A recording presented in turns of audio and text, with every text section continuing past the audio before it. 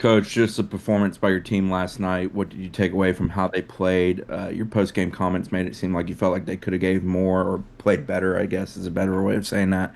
And what do you guys have to do that for Monday night? Yeah, I just obviously in the end, resiliency, right? Did kill off those last, few moments and proud of us for that. And obviously Kate making a big play at the end was great. But I just thought we were, and I don't have my finger on it right now, and I need to meet with a couple kids and talk about it. But I just thought we were a step off, right?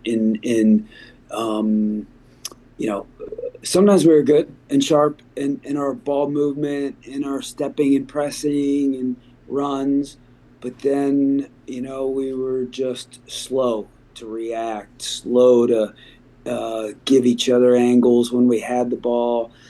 Pat, our technical execution was off just a little bit, and I don't have my finger on why. Right? Don't know if it was the moment. All right, don't know if we were fatigued for some reason. Don't know, don't care. We're going to talk about it. We'll get to the bottom of it, and we'll be ready to go on Monday. Just happy to be moving on. And like I said last night in some of my comments, right? It's a measurement of a good team to not be your best in the College Cup semifinal and still win a game, and that's a big deal, obviously. Coach, you also mentioned last night ice in her veins. I think you said she doesn't feel a thing. Just the growth that she's had from where she was last year, and I know you were talking about just wanting to get her to just take that shot, take that next step. To see that she's doing it and then coming up with a goal in the national semifinal, what does that say about her development? Yeah, I mean, she is a really good finisher, right? And she still has her moments. She had some of those moments last night where it's like, come on, Ree, come on. Like, whether that's in her her defensive pressing, whether that's her hold up play, she's getting a ball into her, and a 5'6" defender is impacting her, right? More than Ree's impacting that defending, or that defender, right? She's got to be a consistently an animal, right? And so that piece is really still growing. Um, However, you get her in the box, she doesn't need many opportunities, right? And that's really it's a true thing, right? She is calm, and I do think she's got a confidence about herself in the box. I mean that finish was that ball was probably probably 35 to 40 yard aerial ball that's coming across. Ree's backing up. The ball is 3 feet off the ground. She gets up, and we talk about it all the time. I'd say 9 out of 10 players hit that over, right, or shank it wide. And the fact that she's able to athletically get up, hit it with her left foot into the floor, right, and hitting it into the floor causes all kinds of problems for the goalkeeper because you don't know it's a wet surface. How is that exactly going to skip? At what speed is it going to skip? And it kind of crosses the keeper up, and she's not able to get a strong enough hand to keep it out of the goal. So, I mean, that's a big time goal. And sometimes we want to take Rhea off the field, but we got to keep her on because things like that can happen. Coach Kate only had to make two saves last night, but one of them was the biggest save of her career so far. Obviously, as a freshman, just what's impressed you about her this year, and just how impressive is that for a freshman to be able to be called upon in those big moments? Yeah, I mean, Kate is she is our team loves Kate, right? She is a ball of energy, right? She just puts herself out there, right? Big personality, right? Loves this game, dies for it, right? Very good shot stopper. Had an amazing training session on Thursday, the day before the game. And the reason why she's playing right now, bottom line is, it's like, what's the first job of a defender? To defend, right? You want a defender that can, be a playmaker and help you build out of the back, all those things. But if you have that, but you can't defend, you can't be a defender, right? Goalkeeper, right? There's a lot of talk in the modern game about goalkeepers have to be great with their feet and they've got to be so cerebral, all this is that matters. But if that same goalkeeper can't keep the ball out of the back of the goal, they're not a goalkeeper, right? And so Kate is playing for us right now because she's a great shot stopper and she can keep the ball out of the back of the net. And, the first shot that they had a shot, I think the first save of the game for her was maybe first 3 minutes of the game, right? Where the kid got loose at the top of the box. And then the last one was unfortunately with about 2 seconds left in the game. big time save, and that's a big deal because she didn't have to do a whole lot, right, for whatever that is, the middle 85 minutes of the game, and that's what the best goalkeepers have to do, even when you don't have to make saves throughout the course of the game. When your time or moment is called upon, you got to be able to make a play, and she did it last night in the waning seconds, and she did it at the end of the Lipscomb game as well. How much do you look back at the October match with Stanford in those 90 minutes versus how the two teams have evolved since that point? Yeah, I'd say, I don't know, 50-50, 40-60, right? They both matter, right? What are all the little things that happened in those games and in that game, sorry. Because I thought we were really good in that game. There were a lot of moments where we took it to Stanford. Now, um, they scored on their first attack, right? All of a sudden, we started the game well, kind of on the front foot, first 5 minutes, and then they get forward on us and they score a goal, right? They punched us in the face. Then we got it going again, and we were pretty good for the next 20, and then boom, they punch us again, right? And so all of that stuff matters. But then they've evolved, we've evolved. There'll be some kids that were on the field for us in that game that won't be on the field tomorrow, or sorry, Monday night, and then same thing for them, right? We're obviously playing in a different shape. So I think it's that game. I think it's what's happened since then. And then I think you even go back to the 2023 national championship, and we got to look at that, right? And so I think Monday night is going to be, and this is what happens when you get to this part of the season, right? The physical stuff matters, but a lot of stuff that goes on between players' brains, right? In good moments, in tough moments, in fatigued moments, right? And then who can make plays. So it all matters.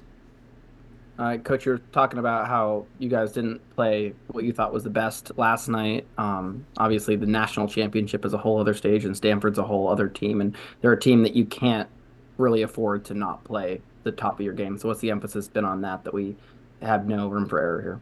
Yeah, I mean, total trust and belief, obviously, in our team that we're going to be ready to go Monday night, and we're not going to belabor right last night's stuff, right? Because we still had a lot of good moments, and we're going to highlight those good moments, and that needs to be as many moments as possible on Sunday, or sorry, on Monday night, and our team, obviously, and our staff, we've got a ton of respect for Stanford and their staff and all their players. They got a lot of good players, and our kids are going to be ready. They're going to be up for it. They know it's a tall challenge, but they'll be ready to go.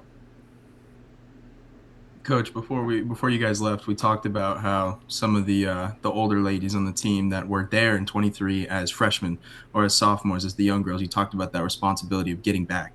Now that you guys are back and it is a familiar face, how have you seen them over this few days since we last spoke to you, and especially with the familiar opponent for maybe some of the younger girls on this team to kind of maybe settle some nerves ahead of Monday? Yeah, I think the build up and the lead up to last night was very good. It felt like Wednesday to Friday just felt like another road trip, right? And we didn't make a lot of pop and circumstance about it, right? We had training, we had our meals in the hotel, we just talked about the things we needed to do, and not a whole lot of talk of the magnitude of the event. But I still think there's something off last night, right? And so we'll have a couple little conversations about that. But then it'll be back to the same things I just talked about, right? Okay, these are the things we need to do heading into Monday night, right? We're not talking about anything else, the magnitude, anything. It's just, okay, these are the things we need to do when we have the ball. These are the things we need to do when we don't have the ball. And then you got to go for it, right? You got to put yourselves out there. You can't have any fears, any concerns, no nothing, no regrets, right? Just put yourself out there. And again, total belief in our team that we will do that. I know your focus is Stanford, but do you allow yourself to think about the chance to get a fifth star on a jersey for this program with this group, and specifically for you, your chance to get the second in your time at FSU?